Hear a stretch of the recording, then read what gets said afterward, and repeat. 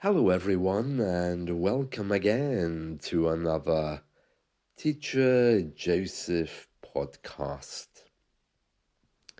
Today, I want to explore with you the difference between face-to-face classroom lessons and the e-learning lessons on the internet. I've done both, and there's a very real difference. And if you're someone who hasn't had an online lesson before, or you're just not sure how they work, we're going to be looking at that today.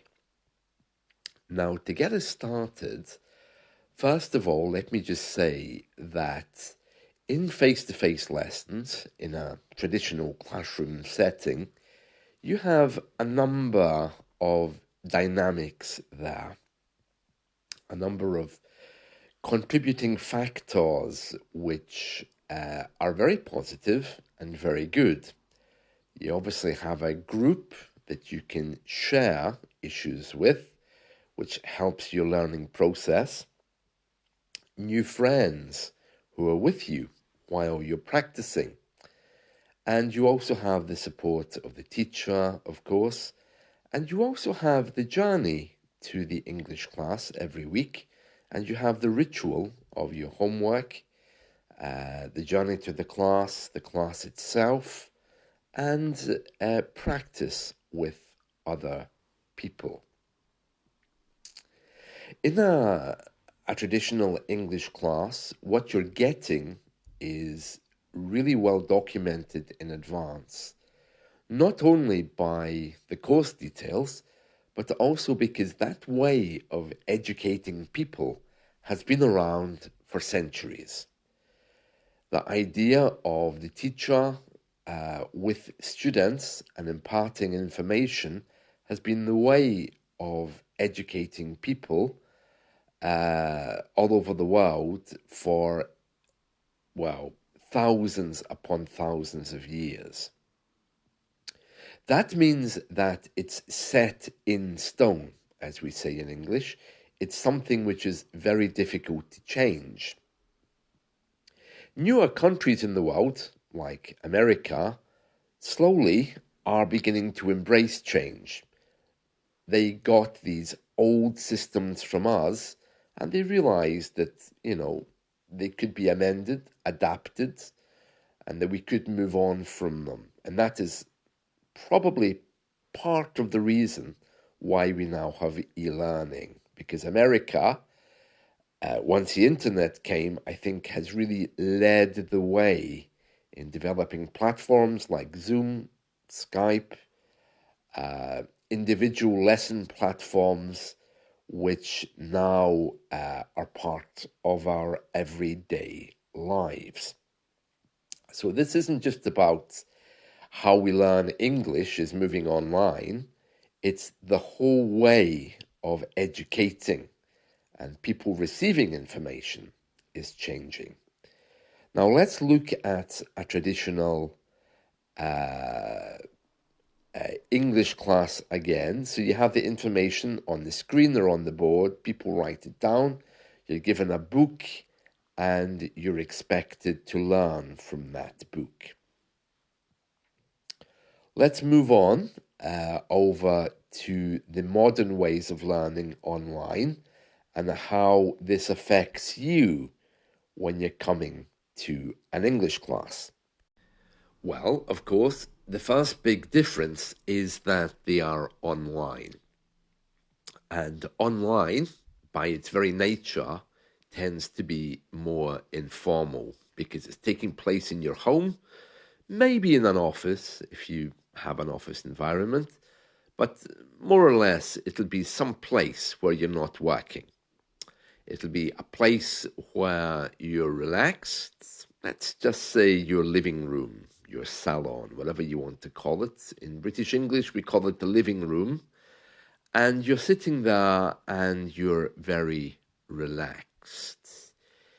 It could be that you've bought the lesson and you're wondering what to expect.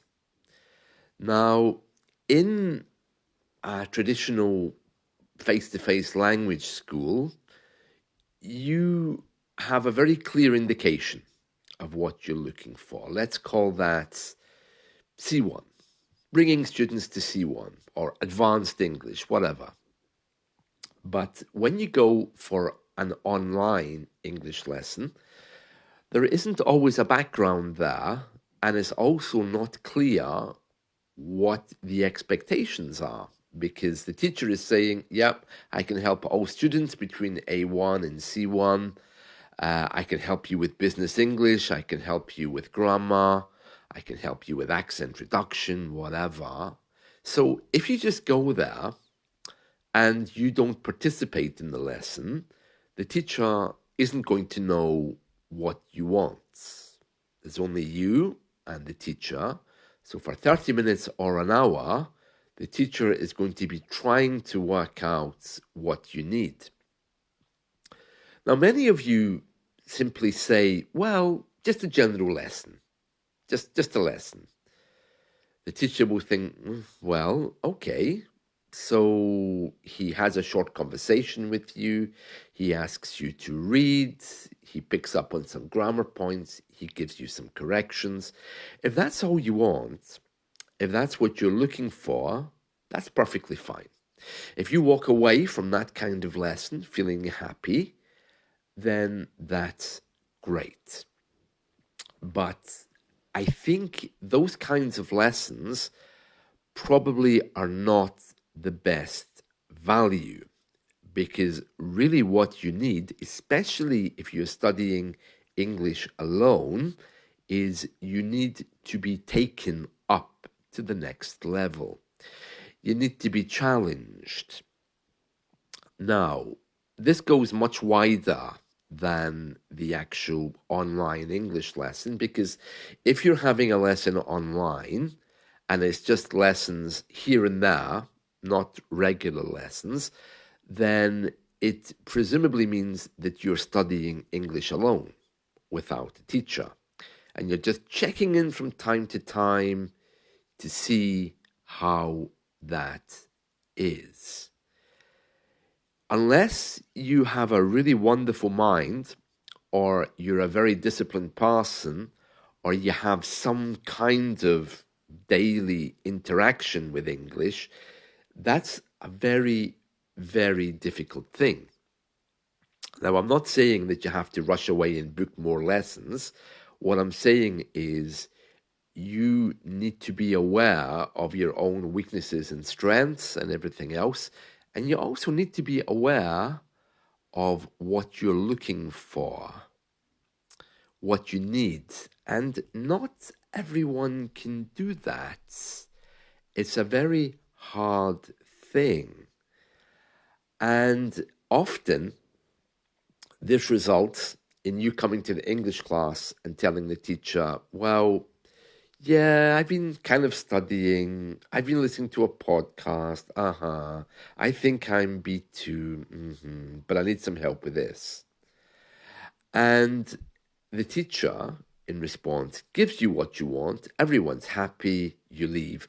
If that's the kind of lesson you want, that's fine. But a better lesson, of course, would be if the teacher was able to explore with you the wider implications of what you're doing.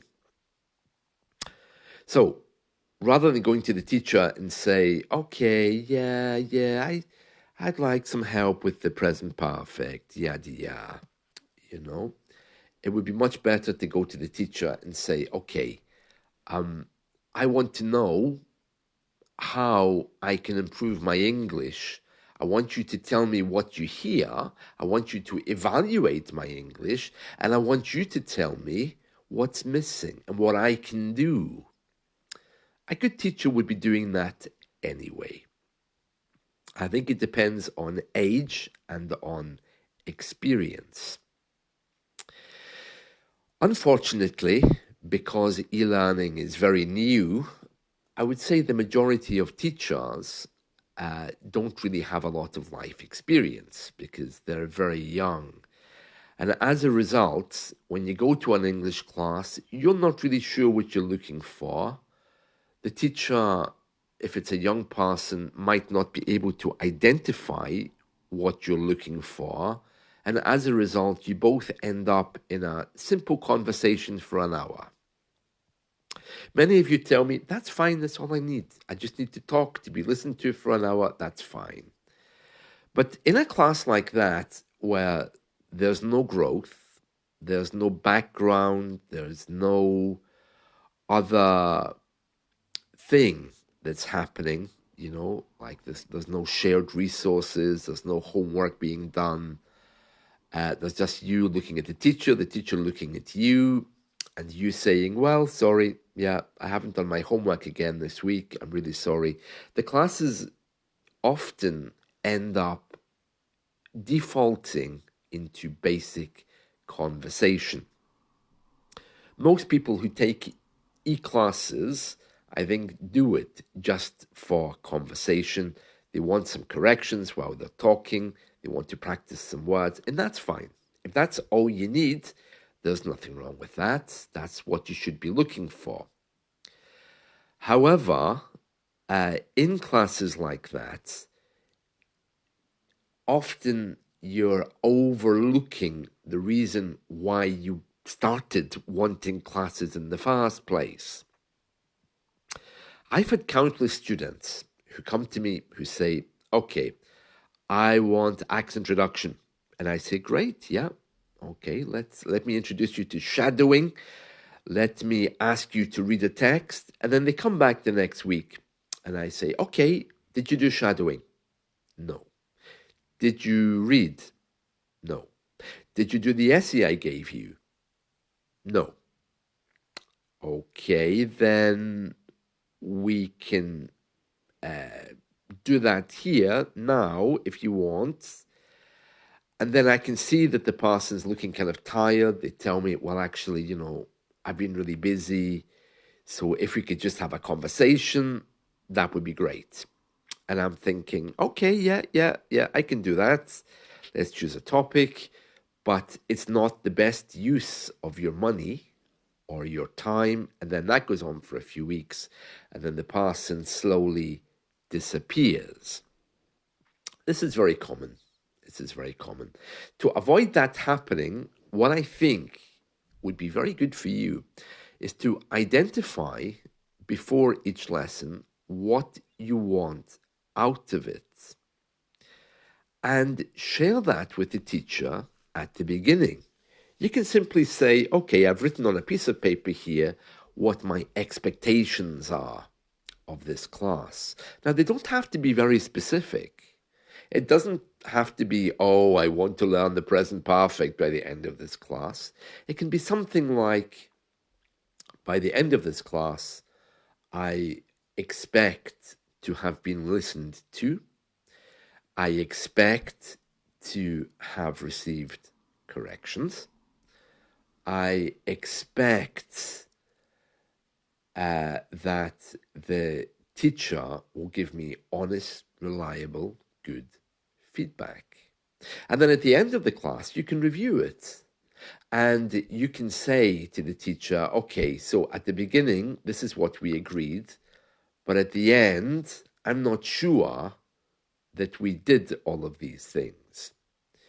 Because there's a real danger with younger teachers, especially, that you end up just talking about your latest holiday, and that just never ends. Now, there's a value to that. Don't misunderstand me. Anything in English is valuable.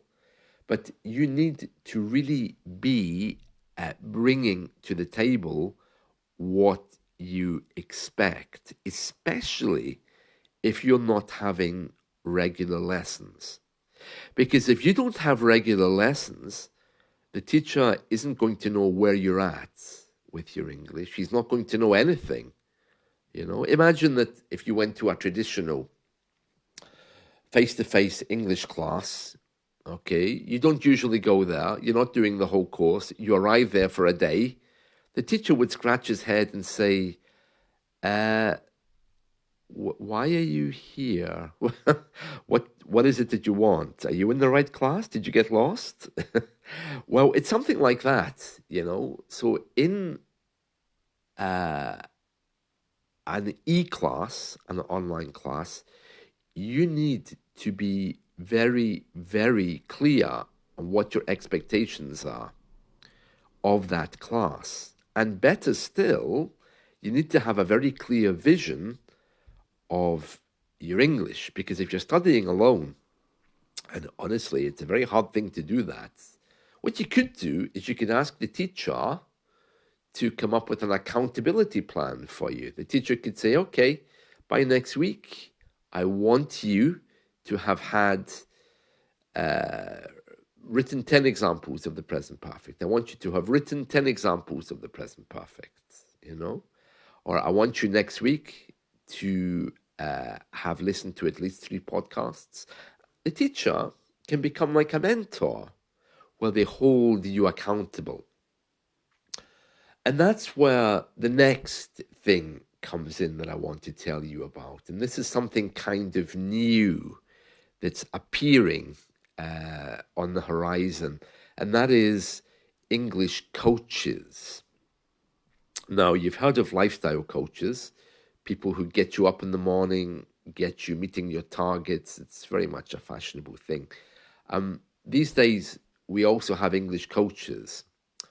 Now, there's no clear distinction between who is a teacher and who is a coach, but you'll know them if you find them, because coaches will be more interested in your long-term goals. They'll be asking you what you're trying to meet with the English you're learning, why exactly you are learning that particular thing, why exactly you're reading that particular book, where exactly you're trying to get to.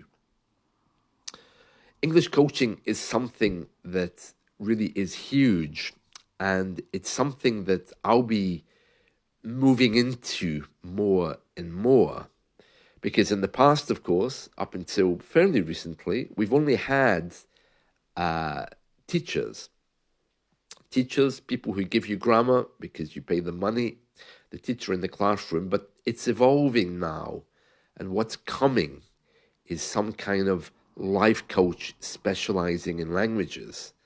And that probably is going to be the future for a lot of teachers. And I think we're beginning to see that now in one-to-one lessons. More and more teachers, especially older ones, are beginning to realize that this isn't just all about grammar. This is about you. This is about the person who's on the system sitting in front of you, who somewhere is a real live person. And how can you help that person reach their goals? How can you empower them? How can you give them what they want in a way that moves them on to the next level? That's really what's coming out of all of this. And already I'm seeing English coaches appearing on the internet. But don't misunderstand me, because it seems to me that there's also another type of English coach, in the same way as there's a football coach. You know, someone who gives you all the training. You go to the class and they'll be, okay, what words are we doing today? Let's get those sentences going, blah, blah, blah. That's another version where they try to speed up your English, and you know, it's like going running with someone, for example, like a fitness coach. So there are those as well. But I think the English coaches I'm talking about are more like mentors. They're people who really care about where you're going, you know. But the danger there, though, is if we don't see you moving, then we'll be asking why. And sometimes some people get a little bit upset or offended by that, because they see it as a character weakness. People who come to me who say that, oh, I have real problems learning, oh, I can't learn, oh, my learning has stopped and I don't know why. I get a lot of those. But usually the people who just can't learn, I mean, the people who really just can't retain information, are suffering from one of three things: stress, anxiety, or depression. Usually one of those three things appears when, of course, we're under pressure or whatever else. And if you are in that situation, you can talk to me about it, of course. Yeah, tell me. But you really need to be finding some kind of way of relaxation. Taking up meditation, for example, that's a wonderful way to relax. Making time to do something that you love, maybe a hobby that you've long forgotten about. Recently I started one of my hobbies that I put to one side when I was a teenager. It's amazing. It really brings so much joy into my life. So it's time for you to look at that, and don't underestimate this. Depression, anxiety, stress, nothing to be ashamed of. And these days, it's really, really common. So it's just a byproduct now of how we live. So these new kinds of English teachers, where they actually become your mentors, are coming up. And if you sense that's happening for you, go with it, trust it, because these people really do care for you. And that's very important that you see that, and that's a very different thing from just focusing on grammar. But ultimately, what you really need to remember is you're in control. And if you tell a teacher something about what you want, and by the end of the lesson that hasn't appeared, you have a right to say, why? Was it that we really got sidetracked into a pointless conversation, which wasn't that bad because you got to talk anyway? Or was it that something happened, like, Skype broke down or whatever? Or where was it that we went off topic, and why did the teacher not bring us back to that place? Or why did I not have permission to bring us back to that particular point in the lesson? You have a right to ask these questions, and you should be asking these questions. Okay, so begin with a bit of paper at the beginning of the class and simply write down, this is what I want to happen today. And if you really do love Excel and spreadsheets, set up a spreadsheet for your learning. Begin to document what you've done so you can look back with great pride.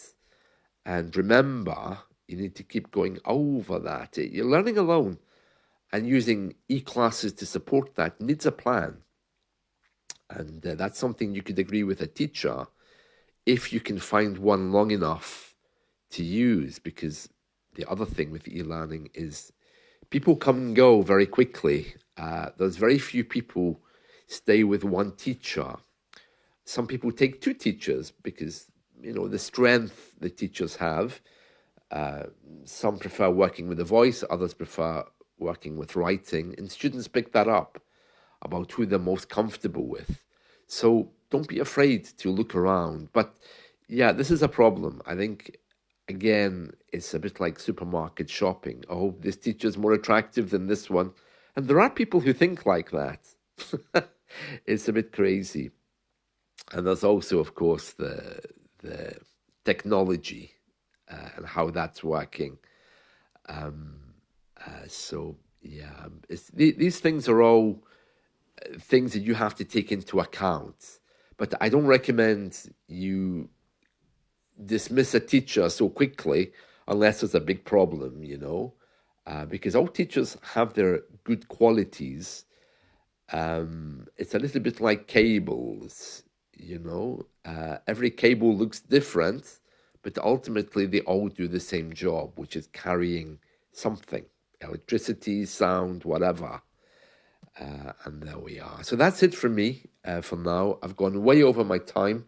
This is one of my longest podcasts so far, but I really just wanted to give you some guidance into if you're thinking about doing e-lessons. So whether you're looking for grammar, whether you're looking for a mentor, whether you're looking for some kind of general friendship, conversation without any kind of obligation, just to practice your English. All three are fine, but I think you need to be clear on exactly where that goes, because unlike traditional education, you're basically just falling into something that doesn't really have a background yet, unless you make it that way by agreeing a lesson plan with a teacher or bringing your own lesson plan to share with the teacher. All right, there we are. So enjoy, and let's talk again soon. See you. Bye.